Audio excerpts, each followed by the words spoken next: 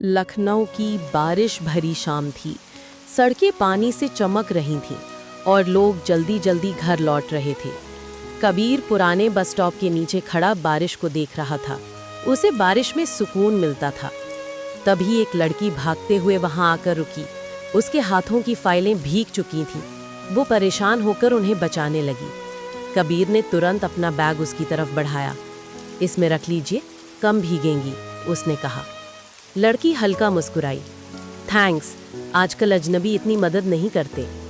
शायद बारिश लोगों को अच्छा बना देती है, कबीर ने जवाब दिया। मैं अनाया हूँ। कबीर। दोनों मुस्कुराए। तभी तेज बिजली चमकी और अनाया डरकर उसके करीब आ गई। उसी समय उसका फोन बजा। कॉल सुनते ही उसके चेहरे का रंग उड़ गया। क्या अभी? उसकी कांपती आवाज सुनकर कबीर समझ गया कि ये मुलाकात साधारण नहीं थी। बारिश अब और तेज हो चुकी थी। अनाया के हाथ कांप रहे थे। उसने जल्दी से फोन बंद किया और कुछ पल चुप रही। कबीर उसकी घबराहट साफ महसूस कर सकता था। सब ठीक है? उसने धीरे से पूछा। अनाया ने जबरदस्ती मुस्कुराने की कोशिश की। हाँ, बस घर पर थोड़ी परेशानी है। तभी बस स्टॉप के सामने एक काली कार आकर रुकी। कार की हेडलाइट सीधे उनकी तरफ पड़ी। अनाया अचानक डर गई और पीछे हट गई। मुझे जाना होगा, उसने जल्दी से कहा। मैं छोड़ दूं? कबीर ने पूछा। नहीं, तुम बस यहाँ से चले जाओ। उसकी आवाज़ में डर साफ था। तभी कार का दरवाज़ा खुला और एक आदमी बाहर निकला। उसने गुस्से भरी नज़रों से अनाया को देखा। तुम यहाँ क्या कर रही हो? उसने कठोर आवाज़ में पूछा। अनाया खामोश रही। कबीर को कुछ गलत महसूस हुआ। जाने से पहले अनाया ने चुपके से अपनी भीगी हुई डायरी कबीर के हाथ में पकड़ा दी। उसकी आंखें जैसे मदद मांग रही थीं और अगले ही पल वो उस आदमी के साथ कार में बैठकर चली गई। बारिश धीमी हो चुकी थी, लेकिन कबीर के मन में सवालों का तूफान चल रहा था। उसने बस स्टॉप की पीली रोशनी में अनाया की भीगी हुई डायरी खोली। पहले पन्ने पर सिर्फ एक लाइन लिखी थी। कुछ कहानियां बारिश से शुरू होती हैं, लेकिन खत्म आंसुओं में होती हैं। कबीर चौंक गया। हर पन्ने पर अनाया ने अपनी जिंदगी के छोटे छोटे डर लिखे थे। कहीं अकेलापन, कहीं किसी से छिपने की कोशिश। आखिरी पन्ने पर एक अधूरा पता और एक तारीख लिखी थी, 12 जुलाई रात 8 बजे। कबीर समझ नहीं पा रहा था कि इसका मतलब क्या है। अचानक उसका फोन वाइब्रेट हुआ।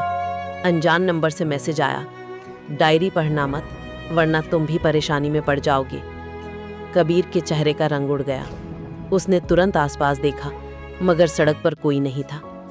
तभी उसकी नज़र सामने खड़ी उसी काली कार पर पड़ी। कार कुछ दूर अंधेरे में खड़ी थी और उसके अंदर बैठा कोई इंसान लगातार कबीर को देख रहा था। अगली शाम लखनऊ चारबाग रेलवे स्टेशन के पुराने प्लेटफॉर्म पर हल्की बारिश हो रही थी। कबीर बार बार घड़ी देख रहा था। उसके मन में कई सवाल थे, लेकिन सबसे बड़ा सवाल अनाया को लेकर था। कुछ देर बाद अनाया धीरे धीरे उसकी तरफ आई। आज उसके चेहरे पर डर नहीं, बल्कि थकान थी। तुम आए? उसने हल्की मुस्कान के साथ कहा। तुम ठीक हो? वो आदमी कौन था? कबीर ने तुरंत पूछा। अनाया कुछ पल चुप रही। फिर उसने कहा, वो मेरे बड़े भाई हैं। पापा के जाने के बाद उन्होंने ही मुझे संभाला, लेकिन वो मेरी हर बात को कंट्रोल करना चाहते हैं। कबीर शांत होकर सुनता रहा। मैं अपनी जिंदगी अपने तरीके से जीना चाहती हूँ, अनाया ने धीमी आवाज में कहा, लेकिन उन्हें लगता है कि मैं हमेशा गलत फैसले लूंगी। बारिश की बूंदें प्लेटफॉर्म की छत से टपक रही थीं। कबीर ने पहली बार अनाया की आंखों में डर नहीं, बल्कि टूटे हुए सपने देखे। और डायरी? कबीर ने पूछा। अनाया मुस्कुराई। उसमें वो बातें हैं जो मैं किसी से कह नहीं पाती। बारिश अब धीमी हो चुकी थी। प्लेटफॉर्म पर ठंडी हवा चल रही थी और दूर से आती ट्रेन की आवाज़ माहौल को शांत बना रही थी। अनाया ने अपनी डायरी वापस हाथों में ली और उसके पन्नों को धीरे धीरे पलटने लगी। जब भी मुझे डर लगता है, मैं इसमें सब लिख देती हूँ, उसने कहा। कबीर उसकी बात ध्यान से सुन रहा था। कभी कभी लगता है जैसे मेरी जिंदगी मेरी अपनी है ही नहीं। अनाया की आवाज़ हल्की भर आई। हर फैसला कोई और लेता है।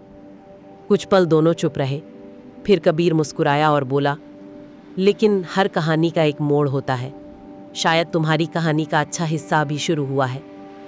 अनाया पहली बार उसे देखकर खुलकर मुस्कुराई। उसकी आंखों में हल्की उम्मीद दिखाई दे रही थी। तभी स्टेशन पर ट्रेन आकर रुकी। तेज हवा के साथ बारिश की कुछ बूंदें फिर उनके पास आ गिरी। अनाया जाने लगी, लेकिन जाते जाते उसने मुड़कर कहा, कबीर, शायद तुम मेरी जिंदगी की पहली ऐसी मुलाकात हो जिससे मिलकर मुझे खुद पर भरोसा होने लगा है। कबीर बस उसे जाता हुआ देखता रह गया और उसके चेहरे पर अनजानी सी मुस्कान आ गई।